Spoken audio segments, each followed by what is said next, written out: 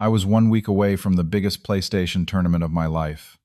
For months, I had been practicing perfecting my strategy and saving game data on my PS4. Amanda and I had been together for 2 years, but recently she became obsessed with TikTok. Her friend Jessica convinced her they could get famous with shocking pranks and reaction videos. I never imagined coming home to find my PS4 completely destroyed, filmed for likes and followers. What hurt more was her complete lack of remorse. Let me know where you are watching from and hit subscribe to find out what happened next. The PlayStation 4 sitting in my entertainment center was more than just a gaming console. It was the last gift my father gave me before he passed away from cancer 3 years ago. We spent his final months playing together, escaping into virtual worlds, when reality became too harsh. Every time I turned it on, I felt connected to him again. The save data contained recordings of our last gaming sessions together, his voice preserved in those digital files.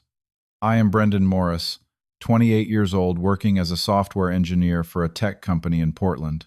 Gaming has been my passion since childhood. Not just entertainment, but a genuine art form and community I valued deeply. Amanda Walker entered my life through mutual friends at a summer barbecue. We connected instantly over shared interests in indie films and true crime podcasts. Her quick wit and infectious laugh drew me in, and within weeks we were dating. For almost 2 years, our relationship flourished with weekend hiking trips, cooking experiments, and building what I thought was a solid foundation based on mutual respect and understanding. 6 months ago, she moved into my apartment. Those first few months of living together were blissful, as we established routines and dreamed about our future. Amanda worked as a marketing assistant for a local company, bringing her creative energy to everything she touched. We complemented each other perfectly, or so I believed. Then the pandemic hit. The marketing agency Amanda worked for downsized, and she was among the first let go.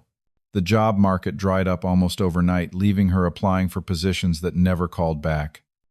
I watched her confidence erode with each rejection. My software job allowed me to work remotely, so our financial situation remained stable, but Amanda struggled with her sudden loss of purpose. That was when social media became her lifeline. At first, it seemed healthy, a way to stay connected during isolation. She started spending more time on TikTok, watching endless streams of content creators who seemed to build careers out of 15-second videos. I supported her interest, glad to see some spark returning to her eyes. Jessica Parker re-entered the picture around this time. They had been close in college, but drifted apart after graduation. Now reconnected through social media, Jessica boasted a modest following on TikTok and frequently discussed her strategy for growing her brand. She lived about 30 minutes away and started visiting our apartment regularly. The first time I noticed something changing was when Amanda bought a ring light and tripod with money from our shared expenses account without discussing it first. When I asked about it, she excitedly explained how Jessica was helping her start her own TikTok channel and how this could be the beginning of a new career path. I remember saying, "That sounds fun as a hobby, but maybe focus on building more sustainable skills for when companies start hiring again." The flash of annoyance across her face surprised me. She responded that I did not understand how social media influence worked in the modern economy. Within weeks, Amanda transformed our spare bedroom into a makeshift studio, spending hours filming takes of dance trends and reaction videos. Jessica was always on video call or in person, directing and advising. Their conversations constantly revolved around metrics, follower counts, and viral potential. Amanda checked her phone, obsessively measuring her worth in likes and views. When her follower count stalled around 500, her enthusiasm wavered. That was when Jessica suggested they needed more shocking content to break through the noise. "People love relationship drama and pranks," she insisted during one of their strategy sessions. "The algorithm favors extreme reactions." I voiced concerns about building an audience on manufactured drama, suggesting authentic content might attract more meaningful engagement. Amanda dismissed my input, saying Jessica actually understood the platform. The subtle shift in how she valued my opinion sent a chill through me. The woman who once sought my advice now treated me like an obstacle to her newfound ambition. My worries deepened when I noticed small changes in Amanda herself. She started dressing differently, speaking with new phrases and mannerisms adopted from popular creators. Her values seemed to shift beneath my feet, priorities rearranging to place visibility above substance. The genuine conversations we once enjoyed were replaced by discussions about content strategies and engagement tactics. One night I overheard Amanda and Jessica talking in the kitchen. Jessica said, "Your boyfriend just does not get it. This could be your ticket out of having to work some boring 9-to-5 job again." Amanda sighed and replied, "I know. He means well, but he is so stuck in conventional thinking." Their words stung, but more concerning was the realization that a wedge was forming between us gradually but undeniably. The Amanda I fell in love with was transforming into someone I barely recognized, someone who measured success in views rather than personal growth or genuine connection. As I lay awake that night, Amanda scrolling beside me in bed, the blue light from her phone illuminating her increasingly distant expression, I wondered if this new path she was on would eventually lead her away from me entirely. Little did I know how prophetic that worry would prove to be, or how soon the true cost of internet fame would come due. The first real argument happened when I came home early from work and found Amanda using my vintage wristwatch in a video. This was not just any watch, but a Bulova timepiece my grandfather had given me when I graduated college. She and Jessica were filming what they called a crush boyfriend stuff prank, where they pretended to destroy it. "It is just for the video," Amanda explained when I confronted her. "We were going to use this fake one for the actual smashing part." She held up a cheap knockoff that vaguely resembled my heirloom. "That is not the point," I said, trying to keep my voice level. "You took something meaningful to me without asking to pretend to destroy it for views. How would you feel if I used your things that way?" After a tense discussion, we established a clear boundary. My personal belongings were off limits for content creation. She apologized, seeming to understand my perspective. That night, she cuddled close on the couch and promised to be more considerate. I wanted to believe the issue was resolved. The next day, I overheard her complaining to Jessica on the phone. "He completely overreacted about the watch thing. Now I have to get his permission before using anything in our apartment." Jessica responded loudly enough for me to hear through the speaker. "Typical. Men never understand the hustle. My ex was the same way. You need a partner who supports your dreams, not holds you back." Their conversation shifted to brainstorming new content ideas, with Jessica pushing for increasingly provocative concepts. "You need something that will really shock people. The algorithm loves emotional reactions. Maybe something with your relationship." A few days later, I noticed small items disappearing around the apartment, only to reappear in Amanda's videos. My coffee mug featured in a morning routine video. My books became background props. Nothing valuable or irreplaceable, but the pattern troubled me. When mentioned, she dismissed my concerns as being too sensitive. Meanwhile, the upcoming PlayStation tournament dominated my free time. The competition offered a $10,000 prize and potential sponsorship opportunities. As an amateur gamer looking to break into competitive play, this represented a significant opportunity. The hours I spent practicing were not just about winning, but potentially launching a career in esports. My PS4 contained hundreds of hours of saved strategy sessions, recorded matches against top players, and detailed notes on techniques. More precious still were the saved recordings of games with my father, including voice chats from our final sessions together. Irreplaceable memories stored in digital form. Amanda initially expressed support for my tournament preparation. She brought me snacks during practice sessions and listened to my strategies. But as her TikTok obsession grew, her attitude shifted. My gaming hours became wasted time that could be spent helping with her content. "You spend all this time on games that might never pay off, but criticize me for trying to build something on TikTok," she said during one particularly heated exchange. "At least I am creating something. You are just playing." Jessica fanned these flames during her frequent visits. "Brendan has his games, you should focus on your content," she advised Amanda within my earshot. "Men waste time on hobbies, while women have to hustle twice as hard to build something." The tension in our apartment grew palpable. Amanda spent more time with Jessica planning their content strategy. Their whispered conversations stopped whenever I entered the room. Several times I caught them looking at my belongings with calculating expressions. 2 weeks before the tournament, Amanda asked about my practice schedule. The question seemed innocent enough at the time. Will you be at the office all day? Thursday, I wanted to deep clean the apartment without getting in your way.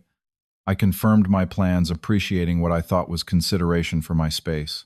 That Thursday, I received an unusual number of text messages from Amanda, checking when exactly I would be home. Looking back, these were reconnaissance to ensure her plan would unfold without interruption. That morning, before leaving for work, I had spent an hour fine-tuning my controller settings and saving my tournament strategy files.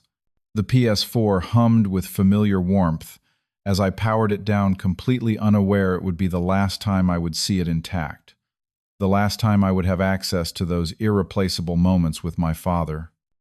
Jessica arrived at our apartment around noon, bringing recording equipment and props for what Amanda later described as the most important video of her career. They spent hours setting up the perfect camera angles, rehearsing lines, and preparing for the moment that would permanently alter our relationship. As I sat through afternoon meetings completely unaware, Amanda held my PlayStation in her hands, weighing not just the console but our relationship against the promise of viral fame. With Jessica directing from behind the camera, she made her choice. The apartment seemed unusually quiet when I returned from work. Amanda sat on the couch, phone in hand, refreshing her TikTok page repeatedly. Jessica lounged beside her, an unsettling smile playing at her lips when she saw me enter. Something felt immediately wrong. "How was your day?" Amanda asked, with forced casualness, her voice pitched slightly higher than normal. Before I could answer, I noticed the empty space in the entertainment center where my PlayStation should have been.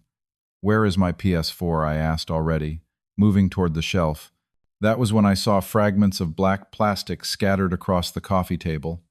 My heart dropped as I recognized pieces of the console smashed beyond repair. What happened?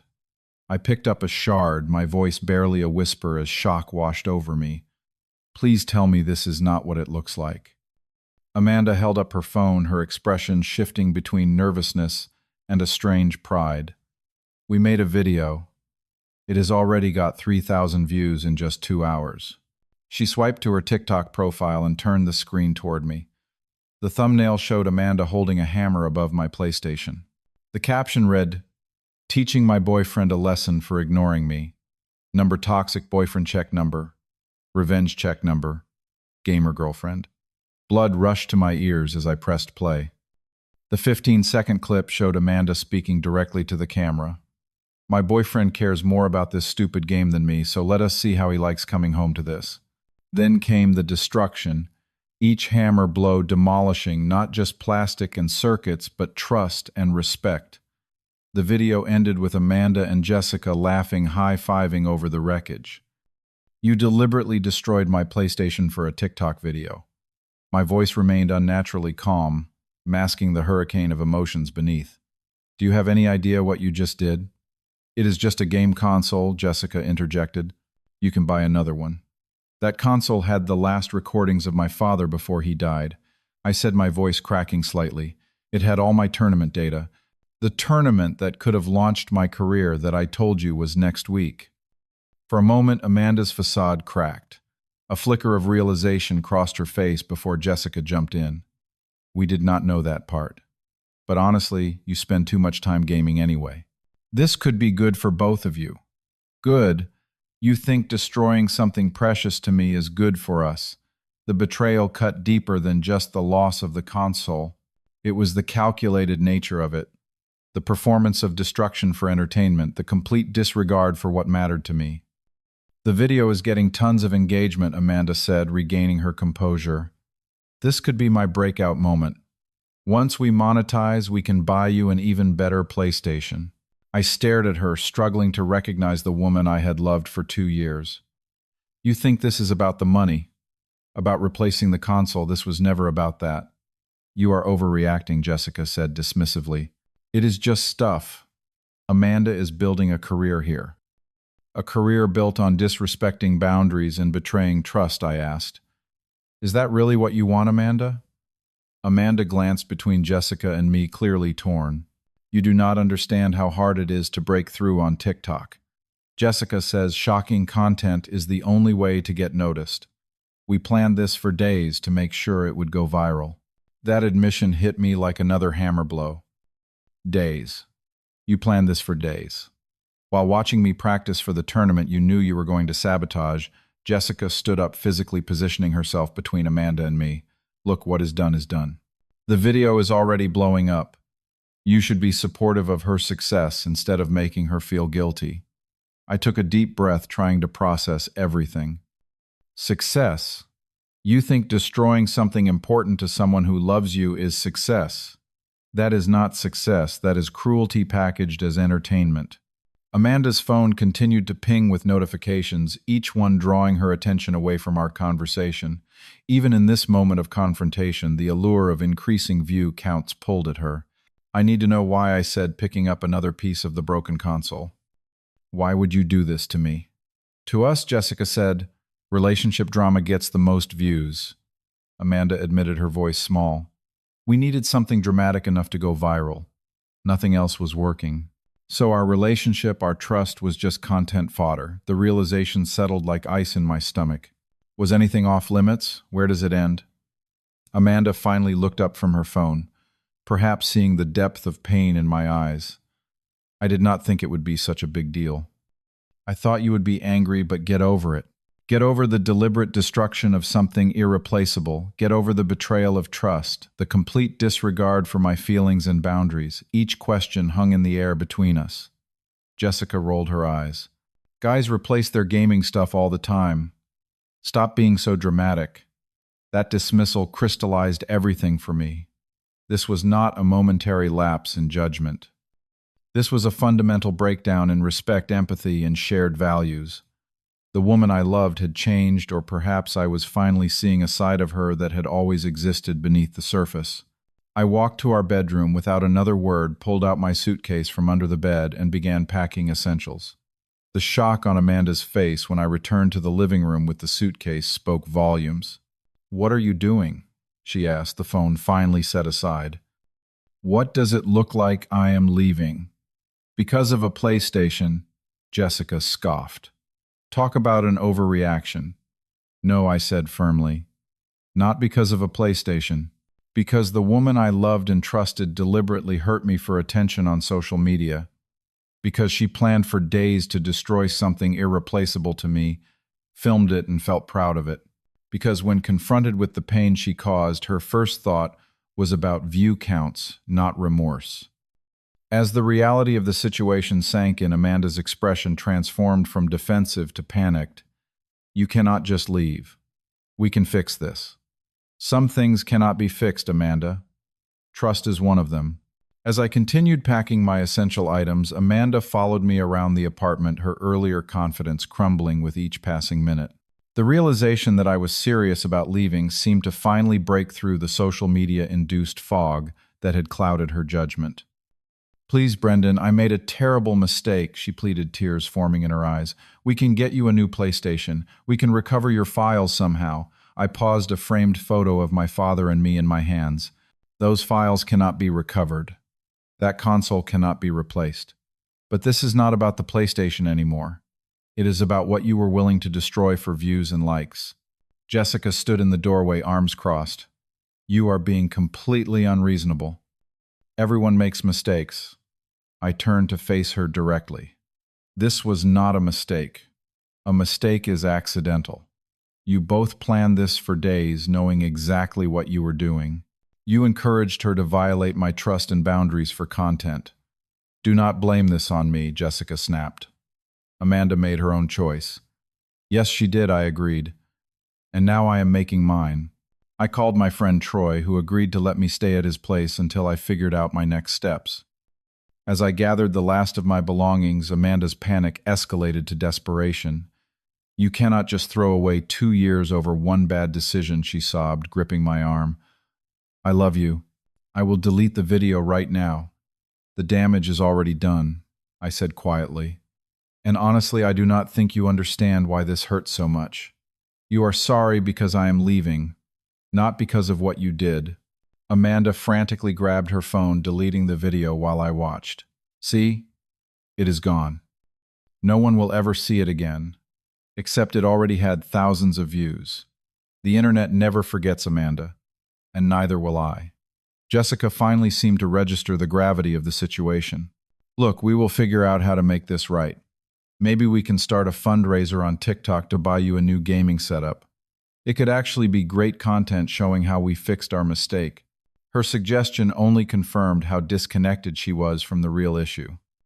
Even in this moment, she was thinking about content potential, rather than the human cost of their actions. I am done being content, I stated firmly. I am done with both of you. Troy arrived to help with my things, surveying the scene with confusion, until he spotted the smashed PlayStation. Understanding dawned on his face as I briefly explained what had happened. As I headed for the door, Amanda collapsed onto the couch, sobbing uncontrollably. For a moment, I almost wavered, 2 years of love and memories pulling at my heart. Then I remembered the calculated nature of her betrayal, the days of planning while watching me practice for a tournament she intended to sabotage. I will be back for the rest of my things once I find a new place, I said, my hand on the doorknob. Please do not contact me. The following days brought a barrage of calls, texts, and social media messages from Amanda. They evolved from angry defiance. You are overreacting to desperate pleading. I cannot live without you, to promises of change. I deleted all my social media accounts. Meanwhile, the internet had its own response to their video. Before Amanda deleted it, viewers had already begun calling out the toxic behavior. Comments flooded in condemning the destruction of property and the betrayal of trust. Several videos appeared in response, with creators discussing healthy boundaries in relationships and the dark side of chasing viral fame. Jessica distanced herself from Amanda as the backlash grew, unwilling to face the consequences of her role as instigator. Their friendship, based on shallow pursuits and manipulation, crumbled under the first sign of real adversity. Amanda showed up at my workplace 1 week after I left, tearful and clutching a brand new PlayStation 5 she had maxed out her credit card to purchase. Security had to escort her from the building when she refused to leave without seeing me. Troy helped me find an apartment across town, a fresh start in a space untainted by betrayal. 2 months passed as I slowly rebuilt my life piece by piece. I bought a new PS4, but the saved data and recordings were gone forever. The tournament came and went without me. What surprised me most during this time was the support I received from unexpected places. The gaming community rallied around me after Troy shared my story in a forum. Fellow players offered to help me regain progress in games, sent encouraging messages, and even started a small fundraiser that covered part of my moving expenses. In a strange twist of fate, the tournament organizers contacted me after hearing about what happened. They offered me a special qualification spot in their next event, touched by the story of what the previous tournament had meant to me. It was not the same as the opportunity I had lost, but it represented a new beginning. Amanda continued reaching out periodically, each attempt more desperate than the last. She sent letters detailing her therapy sessions and the realizations she had come to about her behavior. She explained how Jessica had manipulated her insecurities about her unemployment and future prospects, but acknowledged that ultimately the choice had been hers. In her last letter, she wrote, "I destroyed something irreplaceable for something completely worthless. I have lost the only thing that truly mattered because I was chasing validation from strangers. No amount of likes or followers could ever fill the hole you left in my life." I never responded to her messages, but I did eventually forgive her in my heart. Not for her benefit, but for my own peace. Holding on to anger would only keep me tethered to the past I was trying to leave behind. Jessica and Amanda had a very public falling out on social media. Jessica tried to distance herself from the controversy by painting Amanda as the sole perpetrator, claiming she had never encouraged the destruction. Amanda, having lost everything that mattered, finally called out Jessica's toxic influence in a lengthy post before disappearing from social media entirely. 6 months after leaving, I met a group of friends through a local gaming club. Among them was Mia, an animator with a genuine passion for game design who valued authenticity over appearance. Our friendship developed, slowly built on mutual respect and clear communication about boundaries. She understood instinctively what Amanda never did, that relationships should enhance our lives, not provide content for them. The lesson I learned through this painful experience was not just about the dangers of social media obsession, but about the fundamental importance of respect in relationships. Real connection cannot be quantified in likes or followers. Real love means valuing what matters to your partner, even if you do not fully understand it. The broken PlayStation taught me to recognize when someone values the appearance of a relationship more than the substance of it. It showed me that some prices are too high to pay for fame or validation. Most importantly, it reminded me that we all have the power to walk away from situations that diminish rather than enrich our lives. I still think about Amanda, sometimes hoping she found her way back to the authentic person I first fell in love with. But I no longer wonder if I made the right choice in leaving. Some betrayals change you forever, closing doors that can never be reopened. Have you ever had to make the difficult decision to walk away from someone you loved because they crossed an unforgivable line? Share your experiences in the comments below. If this story resonated with you, please hit the like button and subscribe to hear more stories about finding strength in difficult situations. Thank you for listening, and remember that protecting your boundaries is not selfish, it is essential for your well-being.